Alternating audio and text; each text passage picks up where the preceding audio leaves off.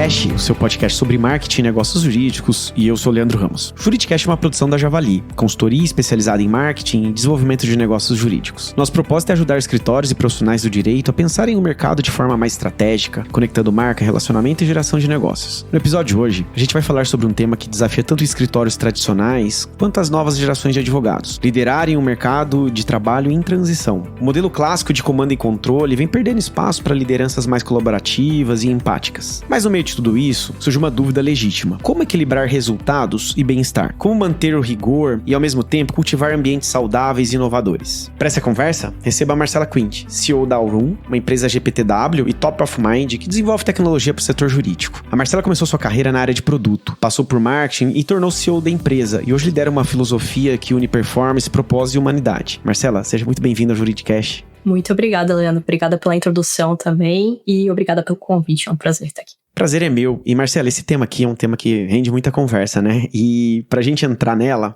você teve uma trajetória interessante, né? Você começou na área de produtos da Aurum, né? Passou por marketing e hoje é CEO da empresa. Ou seja, você fez uma trajetória bem ampla aí dentro da Aurum, né? E o que essa jornada te ensinou sobre liderança e sobre como as pessoas e negócios evoluem juntos? Boa.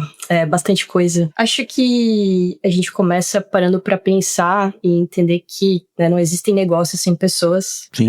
Geralmente os negócios são de pessoas para pessoas, né? E quanto maior o negócio, maior o número de clientes, faturamento, desafios, muito provavelmente vai ser maior ainda essa necessidade de pessoas, de fato, né? É aí que o jogo muda, né? E é aí que a necessidade de escala aparece para os negócios. É aí também que o trabalho da liderança se torna ainda mais importante. E falando da minha trajetória, eu aprendi muito sobre isso, tanto pela dor quanto pelo amor. E para mim, o aprendizado sobre liderança foi um processo de abertura mesmo. De que forma? Explicando um pouquinho mais, eu sou uma pessoa que, pela minha história de vida, minha história pessoal, eu cresci e sou naturalmente muito, muito responsável, muito comprometida, muito orientada a desafios também. Algumas pessoas vão falar que eu sou uma pessoa que é competitiva, mas acho que a minha competição ela é muito comigo mesma, assim, mas eu gosto muito de esportes, enfim. Esse trabalho, pra mim, sempre foi mais um motor, assim, de aprendizado e de crescimento pessoal, né? E eu acredito que, muito por causa dessa minha composição, eu sempre fui muito autodidata e sempre busquei evoluir por vontade própria. É uma coisa que eu tenho bastante prazer em fazer, né? Isso funcionou muito bem durante um tempo, né? Enquanto eu trabalhava em times de uma pessoa, né? Enquanto eu era pessoa assumindo ali os desafios e fazendo de fato acontecer, botando a mão na massa, né? Quando eu precisava me especializar, quando estava em produto, depois no marketing, isso trouxe algo bom, né? Algo potente ali pra mim, nos primeiros anos ali da minha carreira. Mas quando eu me tornei uma liderança, esse meu comportamento se tornou uma espécie de filtro, de cortina de fumaça na minha visão, assim, em relação ao time. De que forma? Porque eu sendo dessa forma, né, nessa composição, eu tinha expectativa de que as outras pessoas também fossem assim por padrão. E se você já teve a experiência de liderar pessoas, se a pessoa que tá escutando também já teve a experiência de liderar pessoas, vai saber que não costuma ser assim, né? Nem sempre é assim, e muitas vezes assim, não é assim. É o padrão não ser assim, né, digamos. Sim, E muitas vezes, né, principalmente quando a gente tá, né, liderando pessoas mais júniores, times que estão ali no início, né, da composição deles, o trabalho de orientar, engajar, é um trabalho muito essencial e muito necessário que a liderança faça, né? Que a liderança execute. E pra mim, ao longo do caminho, quando eu assumi esse papel, eu aprendi que o meu trabalho, ele deixava de ser um trabalho meu pra empresa, pro negócio, e passava a ser um trabalho de multiplicação. Então, ao contrário de antes, que eu garantia a entrega da qualidade com as minhas próprias mãos, né? Que eu botava a mão na massa ali, o desafio passou a engajar e evoluir o time para que o time passasse a garantir essa qualidade, né? Então, foi um aprendizado de entender que não é possível, né, multiplicar o negócio, crescer o negócio, sem multiplicar também o conhecimento e a capacidade, né? E um aprendizado bastante pessoal também, e depois, enfim, teórico, e, né, estudando sobre isso, de que a liderança, ela é a protagonista nesse movimento, né? Ela é a potencializadora, a catalisadora desse movimento de multiplicação e de crescimento do negócio. E falando em liderança, Marcela, no mercado jurídico, né, o modelo de liderança dos escritórios ainda é muito centrado na figura do sócio, muitas vezes o sócio sênior, sócio fundador, né, que muitas vezes é alguém que cresceu pela técnica, pela história, por apresentar bons resultados, né, por atender bem o cliente. E o que empresas de tecnologia como a Aurum pode ensinar sobre novas formas de liderar sem perder a autoridade e o resultado? Eu acho que começa pela própria oposição, né, dessas duas ideias, né? Tá. Porque liderar com autonomia, né, quando orientado ao resultado e quando, né, direcionado com responsabilidade, vai permitir escalar o negócio. E isso não deveria ser contrário a construir autoridade e garantir o resultado, né? Na verdade, as coisas, elas precisam estar relacionadas, né? Então, garantir o resultado e a continuidade do negócio, na verdade, deveria ser o objetivo, ou os objetivos, né, que levam uma liderança, levam um sócio a construir novos processos e caminhos, né? Tá. Então, eu acredito que o primeiro passo é realmente refletir, né, sobre o objetivo do negócio. Acho que quando a gente olha para os negócios, mesmo empresas de tecnologia, escritórios, né, a gente tá muito ali, as grandes lideranças do negócio, assim como todas as outras pessoas, a gente tá muito imerso no dia a dia e é comum que muitas pessoas não parem de fato para planejar, para discutir, para refletir sobre os objetivos das suas empresas, dos seus negócios a longo prazo, né? Então, acho que o primeiro passo é esse, pensar onde que a gente precisa chegar, onde que a gente quer chegar e trabalhar isso de forma intencional mesmo, né? Se perguntar quais que são as aspirações em 5, 3 anos, quais que são os resultados que vão traduzir, né, que essas aspirações foram conquistadas e, por fim, né, quais que são as mudanças culturais e os processos necessários para que a gente conquiste esses resultados, né? Então, dar autonomia, né, ou construir um modelo menos comando e controle e mais orientado à responsabilidade, aos resultados, né, dar mais autonomia para a equipe, ela provavelmente vai surgir como uma das necessidades para fazer o escritório crescer, né? E aí, depois disso, é o momento, de fato, de planejar as iniciativas, as ações, botar em prática as mudanças que vão surgir a partir desse plano. Se você me permitir, eu posso dar um exemplo daqui interno nosso, aqui da Aurum. Nós temos, enfim, diversos processos, cerimônias, mas nós temos um planejamento estratégico, né, de objetivos do ano e aspirações a longo prazo. E relacionado a esses objetivos e a gente define metas trimestrais. E o acompanhamento dessas metas é feito semanalmente. São OKRs? OKR, sim. Nós usamos a metodologia de OKR. E nesse report, nessa cerimônia que a gente faz esse acompanhamento semanal, toda empresa pode participar, né? Pode participar como ouvinte, né? Pode entrar na reunião. As pessoas que falam são as pessoas que são as donas, né, das metas, dos key results, mas todo mundo pode participar, né? E, em paralelo a isso, todas as lideranças, né, supervisões, coordenações, gerências ou até eu com os meus diretores, todos nós fazemos um acompanhamento quinzenal em sua maioria, para alguns que são mais seniors, daí, né, já tem um acompanhamento mensal, mas a grande maioria é quinzenal. Todos nós fazemos esse acompanhamento de cada um dos liderados, né, num a um acompanhamento mais íntimo, vamos dizer assim, né, apoiando, orientando e enfim, trazendo insumos ali para facilitar e construir em conjunto o que a gente precisa para conquistar esses resultados, né. Então, o que eu quero dizer aqui é que muitas vezes a gente pensa nessas duas coisas, né, no crescimento do negócio, né, na construção de autoridade, na entrega de qualidade do serviço, como contraponto à autonomia, mas não deveria ser. Na verdade, a autonomia deveria ser uma ferramenta, né, um caminho, na verdade, que demanda ferramentas para que a gente garanta, na verdade, resultados mais escaláveis, mais entregas com nível semelhante ou até melhor de qualidade e assim por diante. E a gente está falando aqui bastante sobre autonomia, e aí ao mesmo tempo, Marcela, eu ouço às vezes dos advogados, sobretudo os sócios, que hoje em dia a geração mais jovem não tem mais aquele sangue nos olhos, né? Que muitas vezes eles falam que é uma forma de fugir da cobrança, né? Que é tão forte no mercado jurídico. E como que uma liderança pode sustentar performance sem cair no autoritarismo, ao mesmo tempo, né, não ter excessos de tolerância que também muitas vezes pode atrapalhar se atingir um objetivo, um resultado final, né? Eu acho esse termo sangue nos olhos engraçado, assim, meio curioso, porque é muito comum, né, na minha vivência, eu sempre, desde que eu entrei no mercado de trabalho, eu sempre escutei, assim... Você já ouviu bastante, né? Ah, com certeza, super popular, né, E claro, quando a gente fala, né, tá implícito ali o que a gente quer dizer, né, essa pessoa com gana, assim, né, de vontade, conquistar, né? com vontade, ambição, né, mas se a gente para realmente pra ler o termo, né, sangue nos olhos, eu fico imaginando, assim, encontrar uma pessoa na rua e ela, né, ter sangue nos olhos. E se a gente, né, realmente refletir sobre isso verdadeiramente, não parece uma cena muito boa, assim, né? Muito amigável, né? Então, bom, Assim, é fato, né, que a gente tá vivendo uma mudança no mercado de trabalho, né, não só no Brasil, mas, enfim, uma mudança global das pessoas, né, começando pela minha geração, a geração dos millennials, acredito que começou, né, com a gente, mas principalmente ali a geração Z e as gerações mais novas. Nós, diferente dos, né, nossos pais, nossos avós e assim por diante, a gente não enxergou tão claramente, né, e não enxerga tão claramente o trabalho e a carreira como esse caminho pro final feliz, né, como as gerações anteriores enxergavam, né. Era muito esse passo a passo, né, de viver, né, de estudar, de trabalhar, de se aposentar, né, de ter uma família, essa coisa meio, uma publicidade de margarina, assim, que tá nas nossas cabeças, assim, era muito claro, né, e era muito, existia, assim, um senso de acessibilidade nisso, né, a gente via isso e a gente tinha bastante esperança em relação a isso antigamente, né, e eu vivi a quebra disso ao longo da minha carreira, né, eu iniciei a minha carreira ainda com essa, vamos dizer assim, chamar de fé, com essa fé, mas ao longo da minha... A crença, né? Mas ao longo da minha carreira eu fui percebendo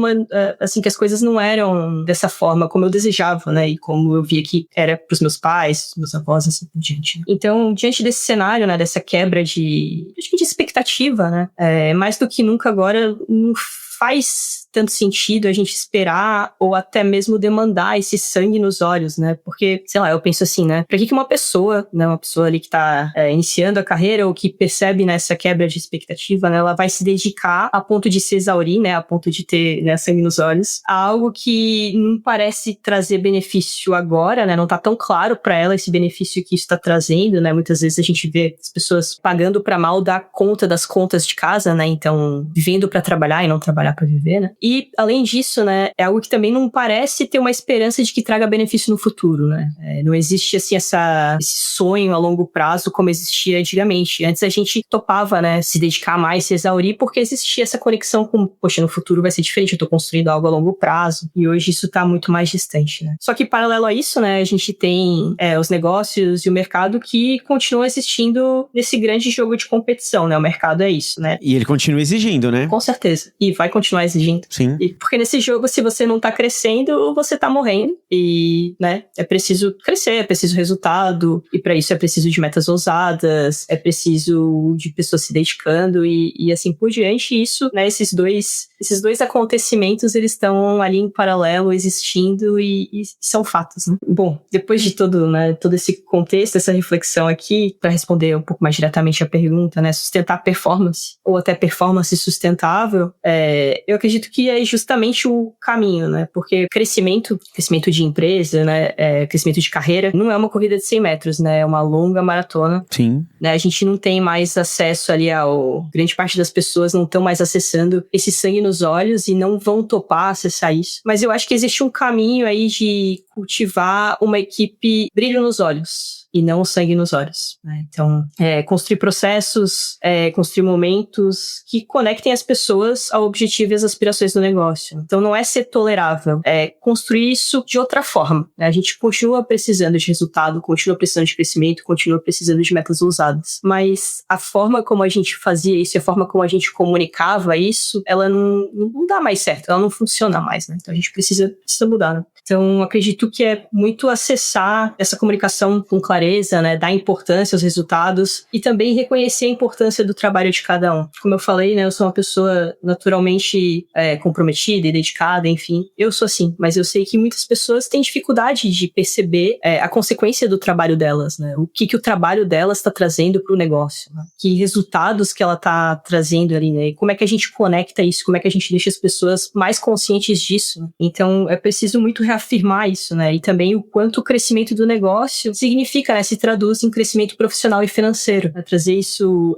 de uma forma... Realmente, não existe o óbvio aqui, né? Comunicar isso, mesmo que pareça óbvio, comunicar isso com transparência e de forma direta e honesta, né? E, claro, não só com palavras, né? Não adianta a gente falar e não fazer, né? Mas também com ações, falar né? bonito, né? Mas não entregar, né? Então, né? Batemos as metas, o que isso significa, né? Como é que eu posso construir processos de avaliação, né? Dessas pessoas que colaboraram mais e trazer um reconhecimento salarial, um bônus, né? Trazer um treinamento, né, trazer uma promoção. Claro que, né, isso se reflete também em crescimento para o negócio, né, as pessoas evoluem na carreira, elas assumem mais responsabilidades, mais desafios, né, e colaboram cada vez mais. E isso é bastante trabalhoso, né, acho que a gente tinha muito um manual, talvez até não dito, né, dos negócios. A gente sabia que, né, na empresa se faz assim, né, não se fala sobre isso, se fala sobre isso, isso já significa aquilo. E hoje isso tá mudando, né, as coisas não são mais óbvias, não tem mais esse manual, esse passo a passo, né, as coisas não são escritas em pedra. Então, é bastante trabalhoso, né, precisa de uma ação intencional em relação a esse contínuo,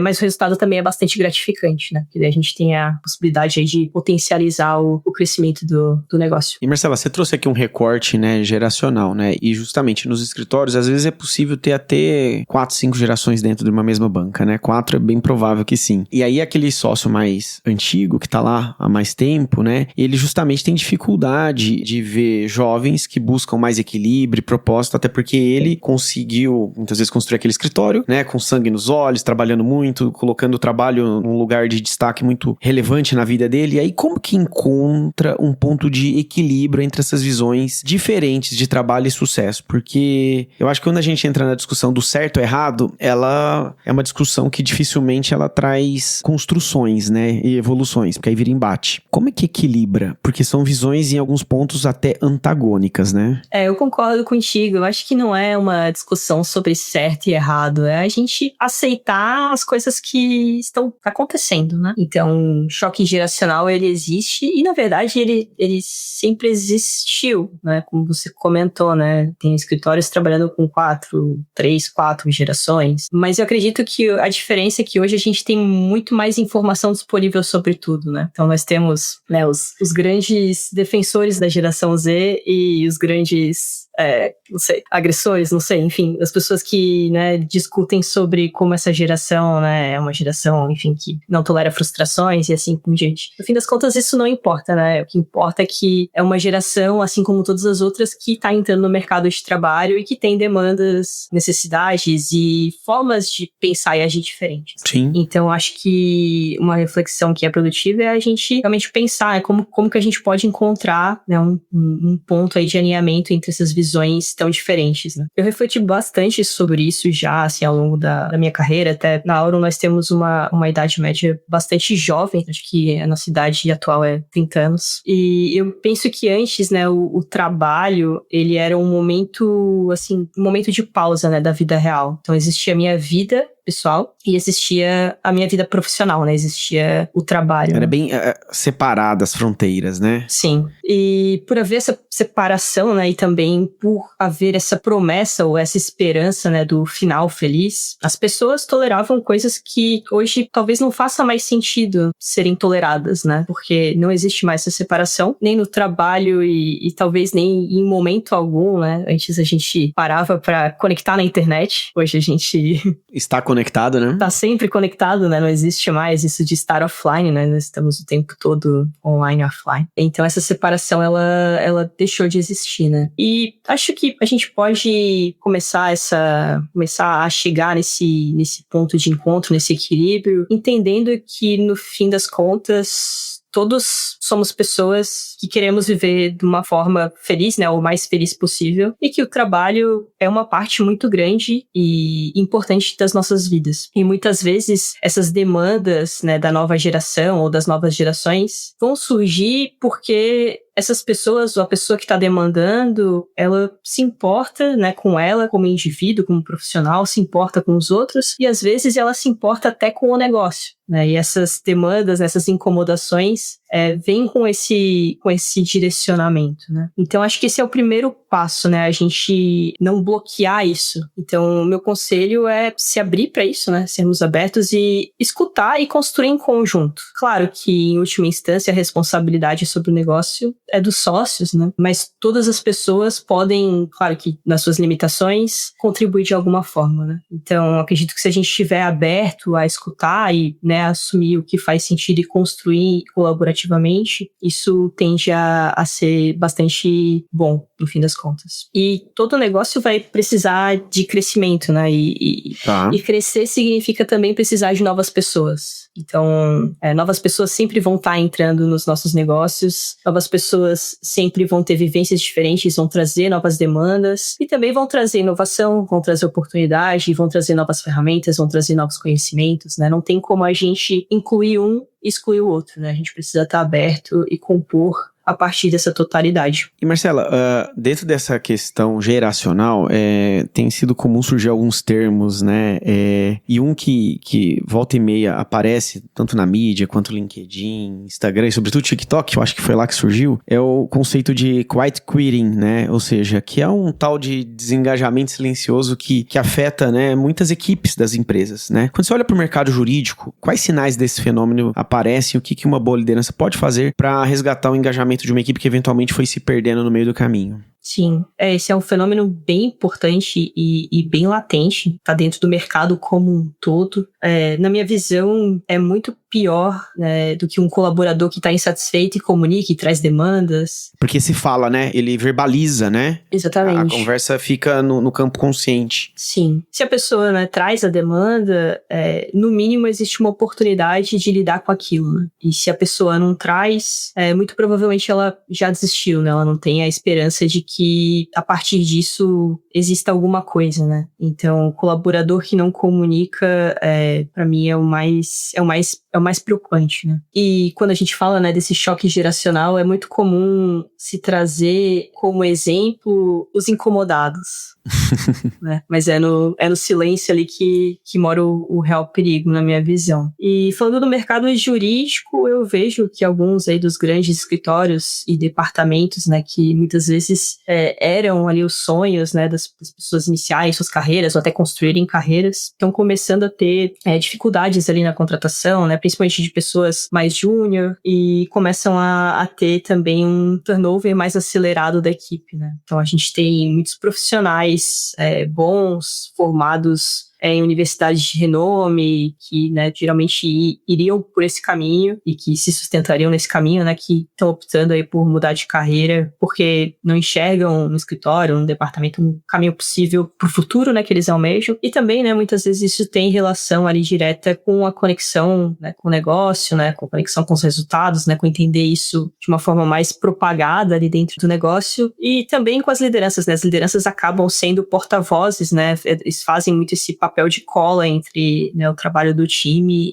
e o negócio como um todo. Então, na minha visão aqui, o papel da liderança é super essencial, não apenas ali para um acompanhamento honesto e contínuo da própria liderança direta, né, tipo um supervisor ou um coordenador, mas também vejo como essencial que isso seja uma demanda pautada pelos sócios, né, se isso não for algo que é pautado na liderança maior ali, dificilmente isso vai ganhar um reconhecimento dentro do escritório ou dentro do departamento, né. Então, é super importante reconhecer que o sucesso do negócio tem relação, né, com a satisfação dos colaboradores. E os colaboradores ali que se sentem pertencentes, que se sentem reconhecidos, eles jogam junto, né, eles se dedicam mais, eles assumem maiores responsabilidades e, por consequência, as chances deles trazerem um maior resultado é muito, muito grande, né? Então, eu acredito que aqui é super importante medir a satisfação, né, e preparar e responsabilizar as lideranças pela evolução dos resultados do negócio, mas também evolução dos resultados ali de satisfação do time. Marcela, no começo do nosso episódio você mencionou, né, que vocês aí na Aurum têm uma cultura baseada muito em autonomia, na confiança. Eu vejo que, por outro lado, em muitos escritórios, né, às vezes existe o medo de dar autonomia para a equipe, né, no sentido que se eu der autonomia eu posso perder o controle, né? E aí a questão é, como é que eu equilibro a autonomia em alinhamento em contextos onde o erro pode ter grande impacto? Porque também tem isso, né? No mercado jurídico, a margem de erro ela é baixa. Uhum. E até, né, numa empresa de tecnologia, fora que a gente busca experimentar muita coisa, né, tem processo para isso, mas erro sempre tem consequência, né? Então, sim, o que a gente busca é correr risco, mas que seja um risco calculado, né? Então, decidir se eu consigo correr um risco maior em certas ações, certas iniciativas, experimentos, e outros, né, quando a gente está lidando ali com alguma gestão de crise, né, alguma comunicação mais sensível, por exemplo, a margem de erro, ela é quase que inexistente. É, né, baixíssima, ou nula, né? Sim. E ter controle é gostoso, né? Todo mundo acho que gosta de acompanhar, de ter controle, mas é impossível, né? Você crescer um negócio que muitas vezes vai precisar de 100, 200 colaboradores e saber o que todo mundo faz o tempo todo. Então, acho que é importante entender onde eu posso, né, dar mais autonomia e para quem eu posso dar mais autonomia e onde eu não posso e para quem que eu não posso. Né? Mas quando a gente tá falando de crescimento, no fim das contas, se a gente não dá autonomia, né, se a gente não permite isso em muitos momentos, né, se a gente não cria processos que permitem isso, a gente vai frear o crescimento do negócio. E ninguém quer, né? Mas é importante entender que a autonomia, ela não é bagunça, né? Autonomia não significa confiar cegamente e, né, dar uma demanda e não acompanhar mais, né? Então, para todo mundo ir pro caminho que o negócio precisa ir, a autonomia tem que ser dada, né, com responsabilidade, com acompanhamento, conforme a seniorização ali do time, né, ou da pessoa que tá recebendo essa responsabilidade, e sempre orientado ao resultado. Aqui na Aurum, por exemplo, mais importante do que comunicar como algo precisa ser feito, né, de que forma e construir isso com mais controle, é mais importante comunicar qual que é a expectativa que se tem em fazer algo, né? Então, se a gente está falando, né, de arriscar, correr risco calculado, de experimentar, a reflexão passa muito mais por qual que é o objetivo disso que a gente está fazendo e aí dá autonomia na construção disso, conforme, né, a pessoa conseguir receber e assumir essa responsabilidade, do que necessariamente ficar discutindo os pormenores ali, né, controlando aquele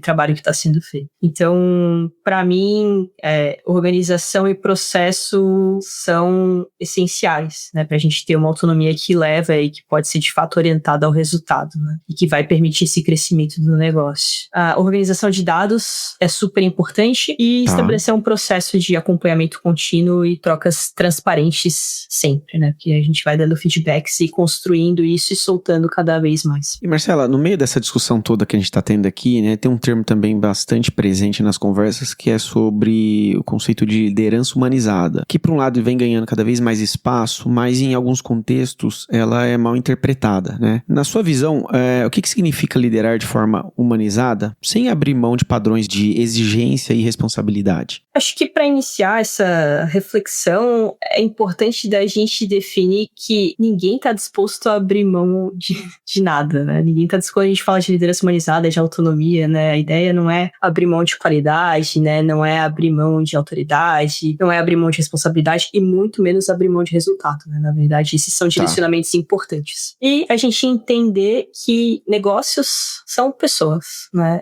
Principalmente quando a gente fala de serviços e serviços especializados como a advocacia, o negócio só existe porque as pessoas existem e estão prestando um serviço. Então, liderança humanizada, ao meu ver, significa reconhecer intencionalmente, né, que as pessoas que trabalham no negócio são, de fato, pessoas, indivíduos, né, que elas têm desejos, conhecimentos, capacidades e limitações como qualquer outra pessoa. E como elas são, né, essenciais para que o negócio tenha sucesso, afinal de contas, são elas que compõem o negócio. É super importante que eu, como liderança, e todas as lideranças, né, estejamos abertos a ouvir e aprender sobre essas características. E isso vai demandar, né, a gente criar espaços de confiança mútua, criar processos, né, organização de dados, enfim, que eu já comentei anteriormente, né, porque quando a gente reconhece, né, essas características, essas habilidades e também essas limitações, a gente consegue enxergar e até mesmo transformar essa relação e essas pessoas como potências, né? Então, se eu tiver esse conhecimento sobre essas pessoas, sobre o que move uma pessoa, né, sobre as habilidades dela e também sobre as necessidades de aprendizado, eu vou conseguir, como liderança, pensar de uma forma muito mais estratégica, tanto as minhas iniciativas, projetos, mas também pensar de uma forma mais estratégica a minha composição de time, as oportunidades que eu posso abraçar,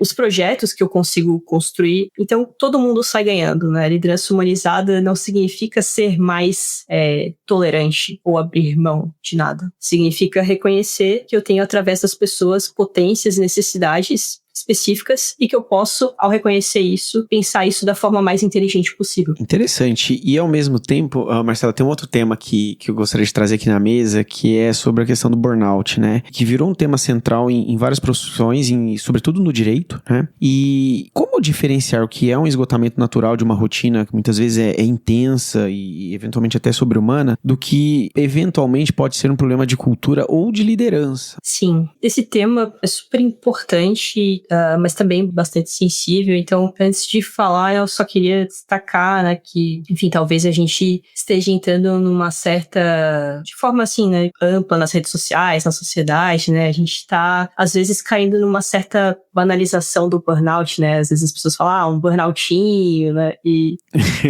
Começa a usar o eufemismo, né, para um assunto tão sério, né? Então, é um assunto super sério, é um quadro de saúde que precisa ser olhado, né? Precisa de diagnóstico, precisa do acompanhamento profissional qualificado. O burnout pode levar... É uma condição de saúde séria e pode levar a condições de saúde crônicas. Sim. Então, por favor, né? Peço que todo mundo que esteja escutando, né? Se você acha, né, que pode ter um quadro de burnout, ou se acha que alguém da sua equipe pode ter um quadro de burnout, né? Oriente e busque ajuda médica, porque é super importante. Quanto antes isso for olhado, melhor. Dito isso, eu acho super difícil a gente chegar nessa diferenciação, né? O trabalho, como eu falei, né? O trabalho, a vida, a sociedade, elas não são mais separadas como eram antes. Então, cultura, liderança, rotina intensa, tudo isso acaba, de certa forma, se misturando, né? A gente está vivendo no mundo, e principalmente no Brasil, né? O Brasil, infelizmente, entrou na liderança do ranking